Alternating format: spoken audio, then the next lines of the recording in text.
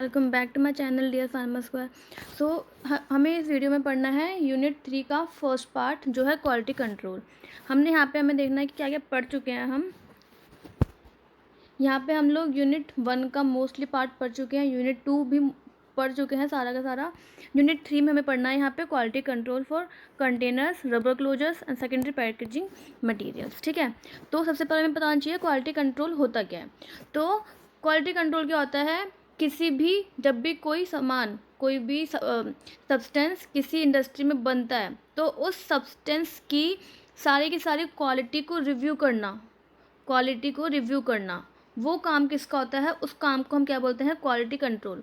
मतलब किसी भी प्रोडक्ट की क्वालिटी को कंट्रोल करना, that is called quality control. ठीक है, एक और आसान भाषा में बताती हूँ कि देखो, जब भी कोई घर में खाना बनता है सबसे पहले क्या देखा जाता है, अगर हम कुकर में वो खाना बना रहे हैं तो हम देखते हैं ये जो यूटेंसिल्स है जो यूज़ हो रहा है, मान लो कुकर यूज़ हो रहा है तो वो कुकर अच्छी क्वालिटी का है क्या नहीं, उसमें खाना चिपक तो नहीं रहा, उसमें जो भी इंग्रेडिएंट्स डल रहे हैं, जो भी मसाले डल रहे हैं, वो क्या क्या मसाले डल रहे हैं ना, उनको हम टेस्ट करके देखते हैं कि वो सही, मतलब खाना बनने के बाद भी टेस्ट करके देखते हैं ना कि सही है कि नहीं। तो जो उस यूटेंसिल्स की क्वालिटी को देखना, उन इंग्रेडिएंट्स को चेक करना, ठीक है, वो टेम्परेचर देखना, गैस का टेम्परेचर कि कितना गैस पे खाना बनेगा, उस सारा काम किस लिए करते हैं कि खाना अच्छा बने।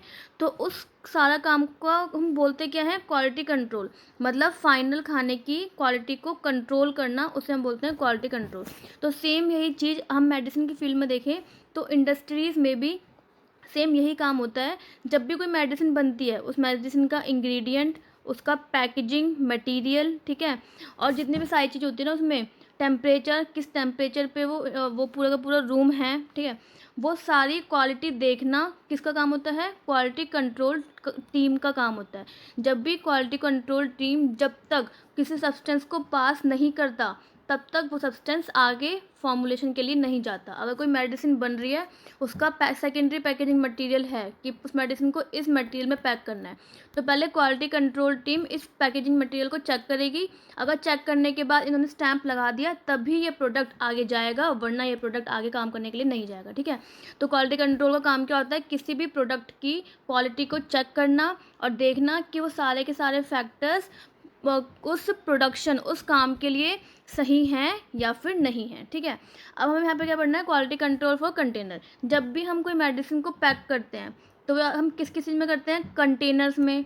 ठीक है, कंटेनर्स को पैक करते हैं सेकेंडरी पैकेजिंग में। ठीक है, कंटेनर्स क्या हो गया, उसकी प्राइमरी पैकेजिंग, सेकेंडरी पैकेजिंग क्या हो गई, उसके ऊपर की। तो कंटेनर्स की क्वालिटी को चेक करना, कैसे क्वालिटी कंट्रोल टीम कंटेनर्स की क्वालिटी को चेक करती है, वो हम यहाँ पढ़ेंगे। कंटेनर्स पे पहले हम ग्लास भी पढ़ेंगे और फिर हम प्लास्टिक के कंटेनर्स पढ़ेंगे।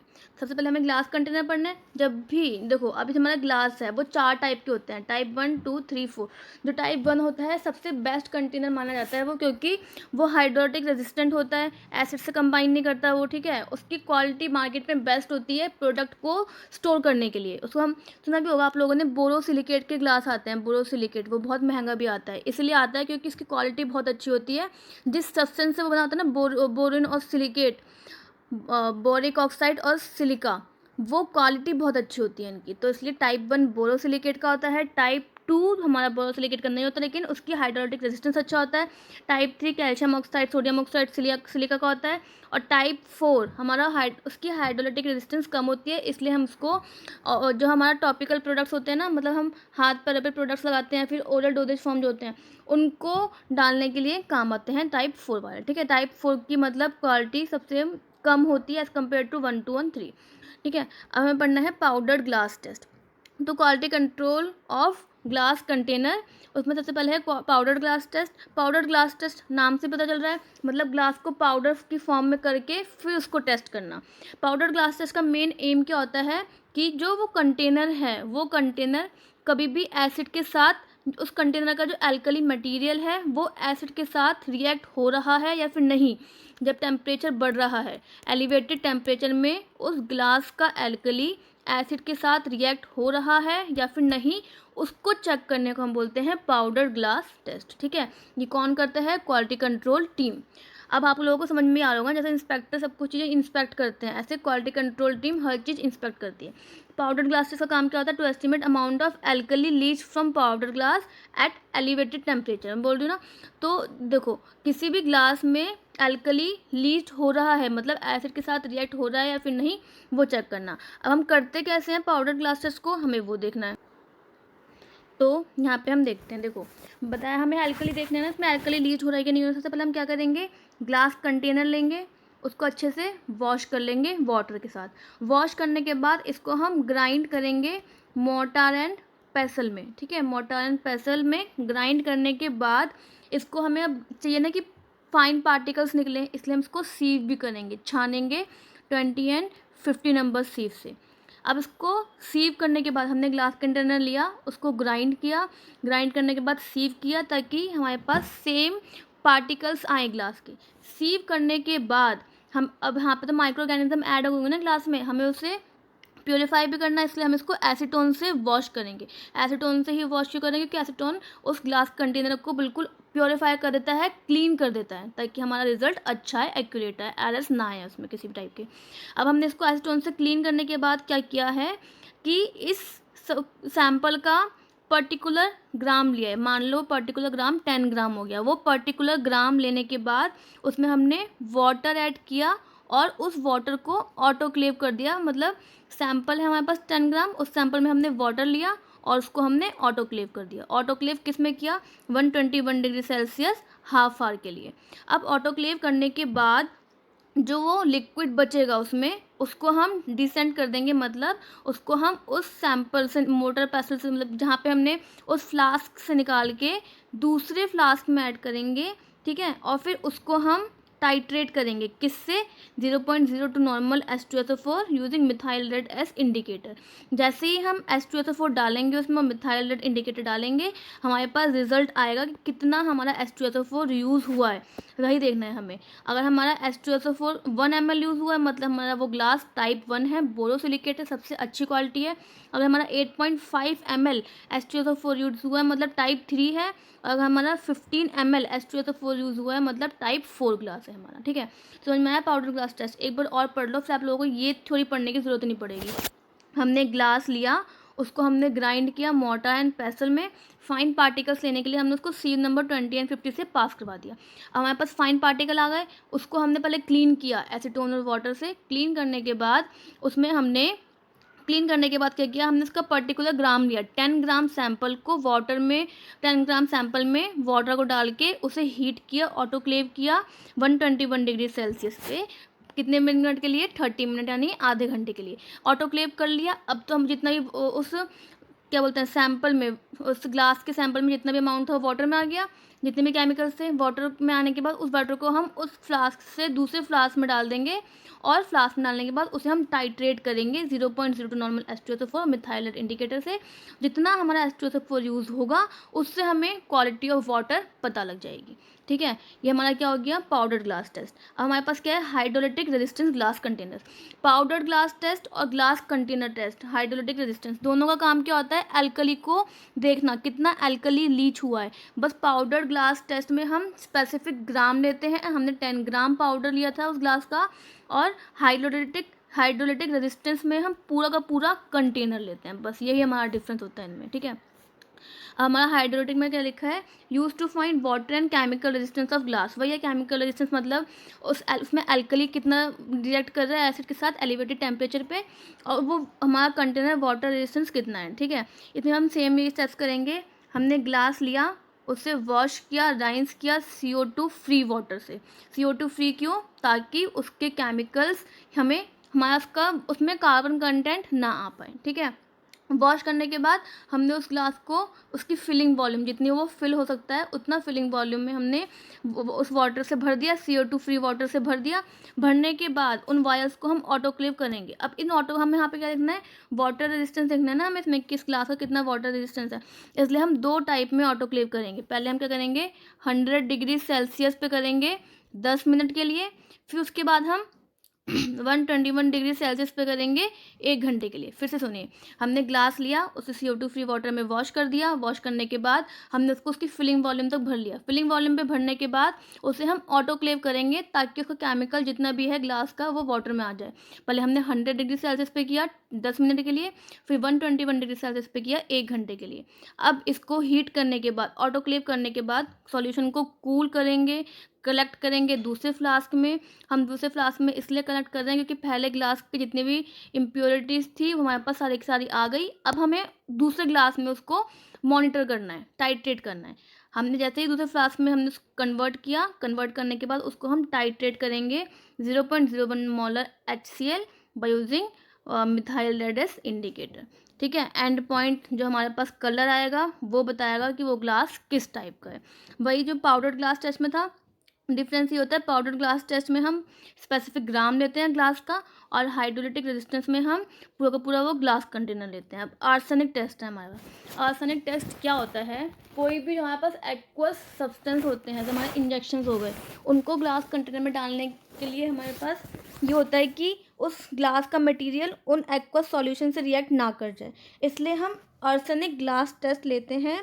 जो हमारे पास एक्वस पेरेंटल होते हैं उसके लिए, मतलब एक्वस पेरेंटल ग्लास के साथ रिएक्ट ना कर जाए, उस ग्लास की क्वालिटी को चेक करने के लिए। इसमें भी सेम, इसमें थोड़ा सा टफ प्रोसीजर है जो आप लोगों को ये याद करना पड़ेगा थोड़ा सा। इनर एंड आउटर सरफेस को अच्छे से वॉश करेंगे।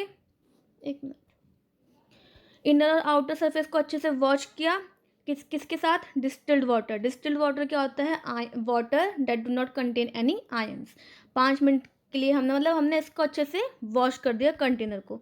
वॉश करने के बाद सेम स्टेप ऊपर वाले लेंगे हम, जो हमारे स्टेप्स है ना इसमें, कि हमने वॉश किया, फिर उसमें वाटर भरा उसकी फिलिंग वॉल्यूम तक, फिर उसे हमने ऑटोक्लेव किया 121 डिग्री सेल्सियस पे 1 घंटे के लिए। ठीक है, वो सारे स्टेप्स हम करेंगे। वॉश करने के बाद जैसे वो सब्सटेंस को हम दूसरे, लिख के बताती हूँ मैं आप लोगों को, ग्लास कंटेनर लिया, उसमें हमने उसको राइंस कर लिया, वॉश कर लिया। वॉश करने के बाद उसकी फिलिंग वॉल्यूम तक पानी भरा। पानी भरने के बाद मतलब उसमें वाटर फिल किया, उसे ऑटोक्लेव किया 121 डिग्री सेल्सियस पे 1 घंटे के लिए। फिर इस वाटर को हमने दूसरे फ्लास्क में ऐड कर दिया। अब दूसरे फ्लास्क में ऐड कर दिया हमने 10 ml ऑफ फाइनल, मतलब देखो ये हमने पूरा वाटर नहीं ऐड किया, इसका हमने 10 ml लिया है बस। 10 ml final combined volume is pipetted out to it and 10 ml of HNO3 is added. जो हमने 10 ml ये वाटर लिया है यहाँ से, वो हमने दूसरे फ्लास्क में डाला। फ्लास्क में डालने के बाद हमने उसमें 10 ml HNO3 डाला, फिर उसको ड्राई किया ओवन में। ड्राई करने के बाद 10 ml हाइड्रोजन मोनोबाइड डाला, उसको रिफ्लक्स किया हमने 25 है, फिर आधे घंटे के लिए कूल करेंगे। फिर उसका एब्जॉर्बेंस देखेंगे हम 840 nm में। ठीक है, absorbance of test solution should be less than absorbance obtained using 0.1 ml arsenic standard solution. ये हमारा आर्सेनिक का टेस्ट है, जो आप लोगों को थोड़ा सा ये याद करना पड़ेगा, नहीं तो आप लोग 2 ही टेस्ट याद रखिए जो कि ईजी है, इसमें कन्फ्यूजन भी नहीं होगी। हमारा कौन कौन सा है, पाउडर ग्लास टेस्ट और hydrogen resistance test, hydrolytic resistance test. फिर हमारे पास क्या आता है, प्लास्टिक कंटेनर। सबसे ज़्यादा इजी टेस्ट है ये प्लास्टिक कंटेनर्स का, जो एक बार सुनते ही, अगर आप लोग ध्यान से सुना आप लोगों ने, तो सुनते ही याद हो जाएंगे, क्योंकि इसमें कुछ है ही नहीं ऐसा पढ़ने वाला। पहला क्या है, लीकेज टेस्ट। नाम से पता चल रहा है कि कोई भी कंटेनर लीक तो नहीं कर रहा, वो वाला टेस्ट देखने के लिए हमने, पर्पस क्या होता है इसका, तो check any leakage from container, container leak तो नहीं कर रहा। इसका मेथड क्या होता है, कंटेनर्स को हम उसकी फिलिंग वॉल्यूम तक वाटर से भरेंगे। भरने के बाद उस पर क्लोजर ऐड कर देंगे, मतलब जैसे क्लोजर्स होते हैं ना ढक्कन, उनको ढक्कन से बंद करने के बाद उन कंटेनर्स को हम इन्वर्टेड रख देंगे। ठीक है, एक जगह पे इन्वर्टेड रख देंगे। इन्वर्टेड रखने के बाद नॉर्मल रूम टेम्परेचर पे, ठीक है, इन्वर्टेड रखेंगे। इन्वर्टेड रखने के बाद अगर कोई लीकेज ऑब्जर्व नहीं हुई, मतलब कंटेनर यूज़ करने के लिए ठीक है। अगर लीकेज ऑब्जर्व हुई, मतलब वो कंटेनर यूज़ करने के लिए ठीक नहीं है। यही स्टेप्स यहाँ पे लिखे हैं। फिर हमारा क्या है, कोलैप्सिबिलिटी टेस्ट। कोलैप्सिबिलिटी टेस्ट में क्या होता है कि इसका पर्पस क्या है, to check any squeezing property of container. कोई कोई कंटेनर ऐसे होते हैं जो स्क्वीज करने में बहुत टाइट होते हैं, जिनको हम दबाते हैं ना तो फिर ईजिली उसमें से कंटेंट नहीं निकलता, तो कि उस कंटेनर की स्क्वीजिंग प्रॉपर्टी कैसी है। अब इसका मेथड क्या होता है, हमने कंटेनर लिया, फिर उसको हमने ऑप्टिमम फोर्स, जितना नॉर्मल फोर्स चाहिए होता है, नॉर्मल फोर्स से हमने इसको स्क्वीज़ किया, कंटेनर को दबाया। स्क्वीज़ करने के बाद अगर इसका 90% कंटेनर में से सब्सटेंस, 90% कंटेंट अगर बाहर निकल गया तो मतलब ये कंटेनर यूज़ करने के लिए टोटली फिट है। ठीक है। क्लैरिटी ऑफ एक्वस एक्सट्रैक्ट, मतलब जो हमारा कंटेनर के अंदर सॉल्यूशन है वो क्लियर है या फिर नहीं, क्लियर रह सकता है या फिर नहीं, वो देखने के लिए। To check clarity of solution in container, container के अंदर सॉल्यूशन है वो क्लियर है या फिर नहीं। अब हम इसमें क्या करेंगे, कंटेनर उठाएंगे, उसकी स्ट्रिप्स बनाएंगे, उसको काट के स्ट्रिप्स में कन्वर्ट करेंगे। ठीक है। अब वो स्ट्रिप्स में कैसे होनी चाहिए, वो लेबल्ड नहीं होनी चाहिए, ठीक है, लैमिनेटेड नहीं होनी चाहिए, और उसमें कोई मार्क नहीं होना चाहिए। ये हमें स्ट्रिप्स में ध्यान रखना है। स्ट्रिप्स काटने के बाद हम उसे कॉनिकल फ्लास्क में ट्रांसफ़र करेंगे और उसमें वाटर डाल के, प्रॉपर वाटर डाल के उससे हम ऑटोक्लेव करेंगे। ऑटोक्लेव 121 डिग्री सेल्सियस पे कितनी देर के लिए, आधे घंटे के लिए, हाफ आवर के लिए। ऑटोक्लेव करने के बाद हमने क्या करना है, जो ये ऑटोक्लेव वाला सॉल्यूशन है ना उसको, और जो नॉर्मल सॉल्यूशन को हमने हीट किया है, नॉर्मल सॉल्यूशन में हमें हीट करना है बिना स्ट्रिप्स के। जो ऑटोक्लेव वाला सॉल्यूशन है वो, और जो नॉर्मल सॉल्यूशन है बिना स्ट्रिप्स के वो, ब्लैंक सॉल्यूशन और टेस्ट सॉल्यूशन, इन दोनों को सॉल्यूशन को कंपेयर करना है कि दोनों की क्लैरिटी सेम है कि नहीं। अगर दोनों की क्लैरिटी सेम है तो हमारे पास कंटेनर, वो जो स्ट्रिप्स वाला कंटेनर था यूज़ करने के लिए प्रॉपर है। अगर क्लैरिटी नहीं, ये वाला थोड़ा सा हमारा टर्बिड है और ये वाला टेस्ट सॉल्यूशन टर्बिड है, ब्लैंक सॉल्यूशन टर्बिड नहीं है, तो मतलब क्लैरिटी प्रॉपर नहीं है, तो कंटेनर यूज़ करने के लिए ठीक नहीं है।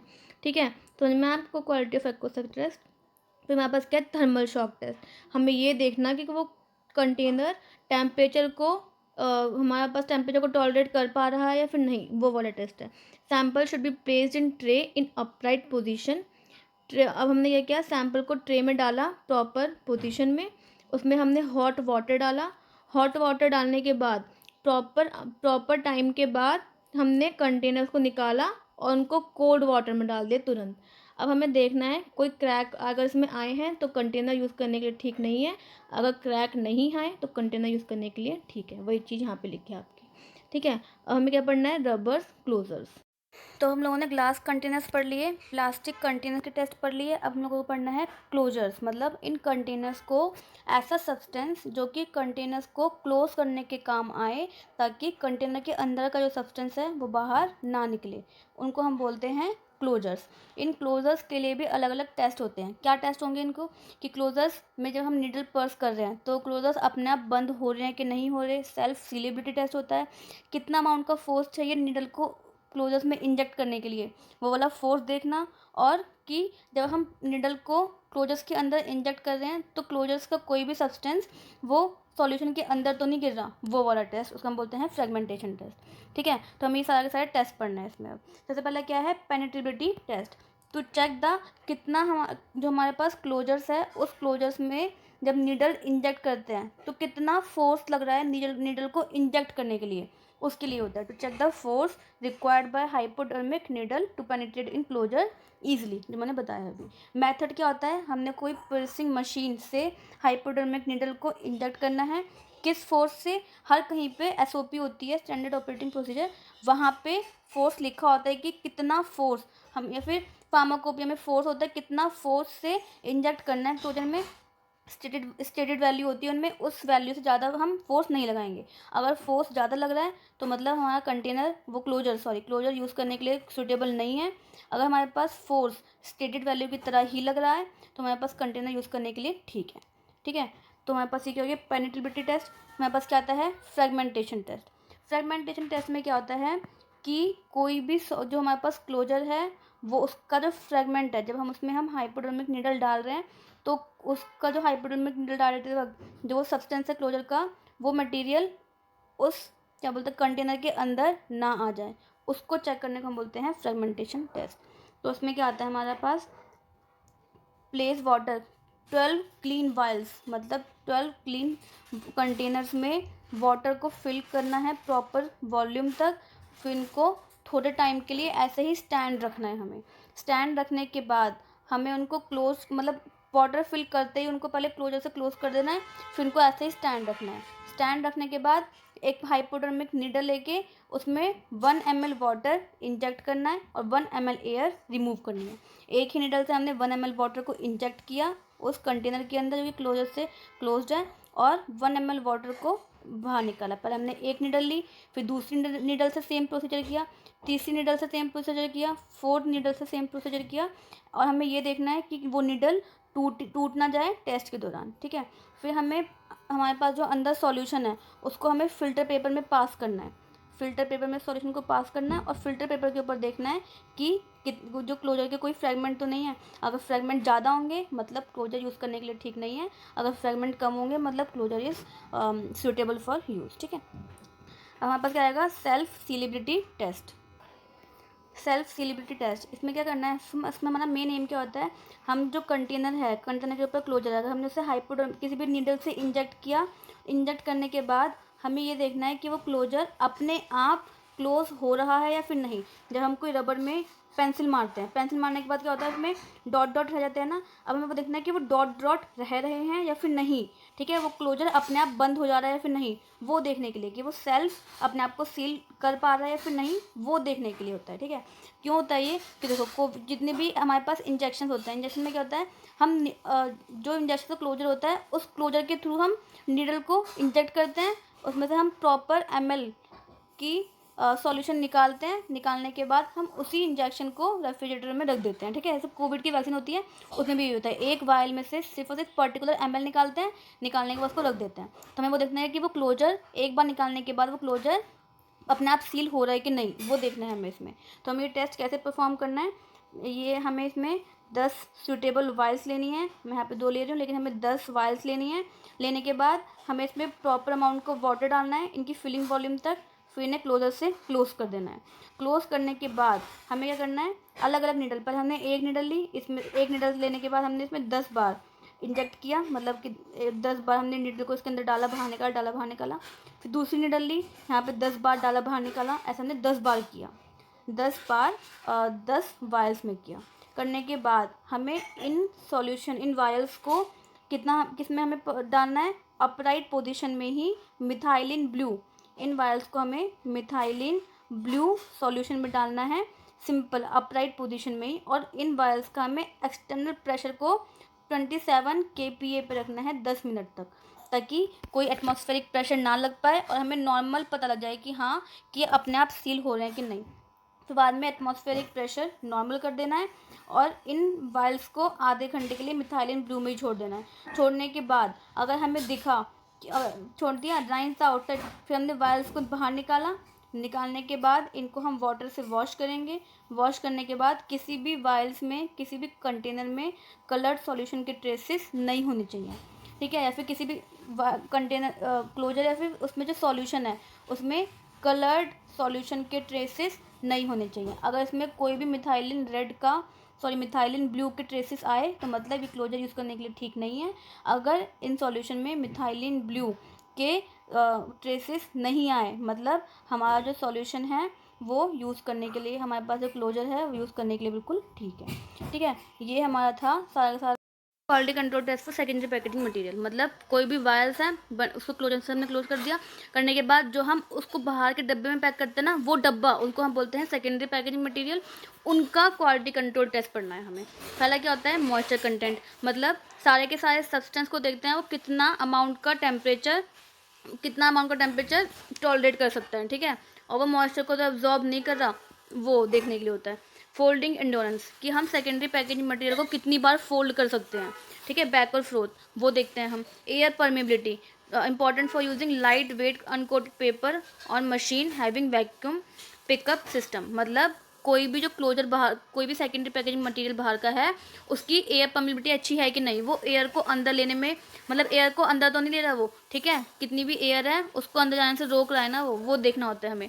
टेंसाइल स्ट्रेंथ, किसी भी उस पेपर की टेंसाइल स्ट्रेंथ कितनी है, वो एक बारी फोल्ड करने में टूट तो नहीं रहा।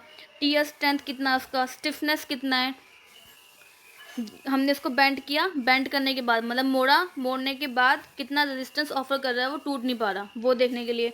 बर्स्ट रेजिस्टेंट देखने के लिए, वो सारा हमारा होता है सेकेंडरी पैकेजिंग मटेरियल के लिए। ठीक है, तो अब हम लोगों ने पूरा का पूरा कंटेनर्स पढ़ लिए हैं। हमने पढ़ा है यहाँ पे प्लास्टिक कंटेनर, ग्लास कंटेनर और हमने क्लोजर्स पढ़ा है। ठीक है, अब आप लोगों को उसके नोट्स चाहिए तो एक हमारा चैनल बनाया गया है डियर फार्मर्स का, उसको फॉलो करिए और कमेंट बॉक्स में ज़रूर बताइए कि आपको चैनल कैसा लगा। Thank you.